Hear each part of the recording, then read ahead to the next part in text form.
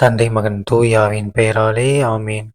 லூக்கா எழுதிய நற்செய்தியிலிருந்து வாசகம் அதிகாரம் 8 இறைவசனங்கள் 4 முதல் 15 முடிய. அக்காலத்தில் பெருந்திரளான மக்கள் எல்லா ஊர்களிலிருந்தும் இயேசுவிடம் கூடி வந்தபோது அவர் உவமை வாயிலாக கூறியது. விதைப்பவர் ஒருவர் விதைக்கச் சென்றார். அவர் விதைத்தபோது சில விதைகள் வழியோரம் விழுந்து மிதிபட்டன. வானத்துப் பறவைகள் வந்து அவற்றை விழுங்கிவிட்டன. வேறு சில விதைகள் பாறை மீது விழுந்தன. அவை முளைத்த பின் ஈரமில்லாததால் கருகிப் போயின. மற்றும் சில விதைகள் முட்செடிகளின் நடுவே விழுந்தன.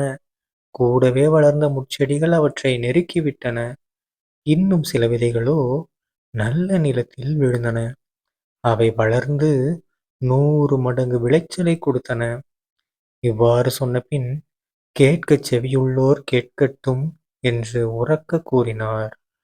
இந்த உவமையின் பொருள் என்ன என்று அவருடைய சீடர் அவரிடம் கேட்டனர். அதற்கு இயேசு கூறியது: இறையாட்சியின் மறைபொருளை அறிய உங்களுக்கு கொடுத்து வைத்திருக்கிறது.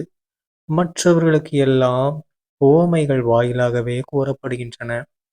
எனவே அவர்கள் கண்டும் காண்பதில்லை, கேட்டும் புரிந்து கொள்வதில்லை. இந்த உவமையின் பொருள் இதுவே. விதை இறைவார்த்தை. வழியோரம் விழுந்த விதைகள் அவ்வார்த்தைகளை கேட்பவர்களுள் சிலரை குறிக்கும். அவர்கள் நம்பி மீட்பு பெறாதவாறு அலகை வந்து அவ்வார்த்தையை அவர்கள் உள்ளத்திலிருந்து எடுத்து விடுகிறது. பாறை மீது விழுந்த விதைகள் அவ்வார்த்தையை கேட்கும்போது அதை மகிழ்ச்சியோடு ஏற்றுக்கொள்பவர்களை குறிக்கும். ஆனால் அவர்கள் வேரற்றவர்கள்.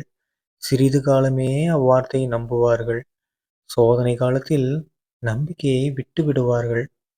முட்செடிகளுக்குள் விழுந்த விதைகள் வார்த்தையை கேட்டும் கவலை, செல்வம், வாழ்வில் வரும் இன்பங்கள் போன்றவற்றால் நெருக்கப்பட்டு முதிர்ச்சி அடையாதிருப்பவர்களை குறிக்கும். நல்ல நிலத்தில் விழுந்த விதைகளோ சீரிய நல் உள்ளத்தோடு வார்த்தையை கேட்டு அதை காத்து மன உறுதியுடன் பலன் தருகிறவர்களை குறிக்கும். ஆண்டவரின் அருள்வாக்கு. கிறிஸ்துவே உமக்கு புகழ். அன்பார்ந்த சகோதர சகோதரிகளே, இன்று பொதுக்காலம் 24ஆம் வாரம் செப்டம்பர் 20ஆம் தேதி 2025ஆம் வருடம் சனிக்கிழமை. இன்றைய நற்செய்தியில் பாரு, நம்ம இயேசு கிறிஸ்து ஆண்டவர் என்ன சொல்றாரு? நம்ம எல்லாருக்கும் தெரிந்த விதைப்பவர் ஓமை. ஓகேங்களா? நம்ம குழந்தைங்களுக்கு எந்த ஓமை முதல்ல சொல்லி தருவோம்? இந்த விதைப்பவர் ஓமை தான் சொல்லி தருவோம். அதே மாதிரி இந்த ஊதாரி மைந்தன் ஓமையை நம்ம சொல்லி தருவோம். ஓகேங்களா?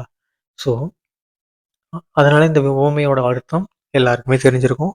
பட் இருந்தாலும் நான் உங்களுக்காக சொல்கிறேன். என்ன அர்த்தம்? விதைக்கிறாரு. விதைக்கும்போது சில விதைகள் வழியோரம் விழுது, சில விதைகள் பாறை மேலே விழுது, சில விதைகள் முட்செடிக்கு நடுவில் விழுது, சில விதைகள் நல்ல நிலத்தில் விழுது. ஓகேங்களா? ஆனால் எல்லாமே ஒரே விதை தான். கரெக்டுங்களா? அது இருக்கக்கூடிய இடத்துக்கு ஏற்ற மாதிரி அதோட பலன் மாறுபடுது. முதல்ல விழுந்த விதை என்னாச்சு? வழியோரம் விழுந்தது. ஒரு யூஸும் இல்லை, முளைக்க கூட இல்லை. விழுந்துச்சு, உடனே தூக்கிட்டு போயிட்டாங்க. ஓகேங்களா?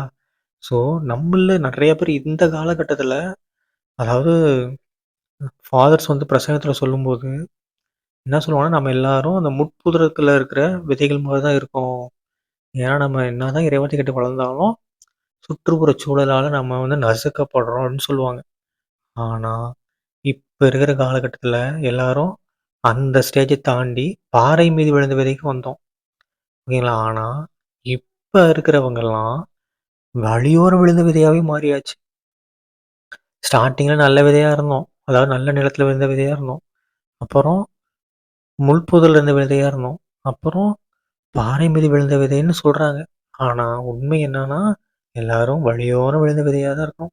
கரெக்டுங்களா? ஸோ நம்ம முதல்ல என்னவா மாறணும்? நம்ம இதயத்தை நல்ல நிலமாக மாற்றினாதான் அந்த விதையானது, கடவுளின் இறைவார்த்தையானது நம்ம மனம் என்கிற நிலத்தில் விதைந்து அது என்ன பண்ணும்? 100 மடங்கு பலன் கொடுக்கும். ஸோ நம்ம எல்லாரும் இறை வார்த்தையை கேட்டு அதன்படி நடப்போம். சரிங்களா? தந்தை மகன் தூயாவின் பெயராலே ஆமீன். இயேசுவுக்கே புகழ், இயேசுவுக்கே நன்றி, மரியே வாழ்க. இயேசுவின் ரத்தம் ஜெயம். அல்லேலூயா. Praise the Lord.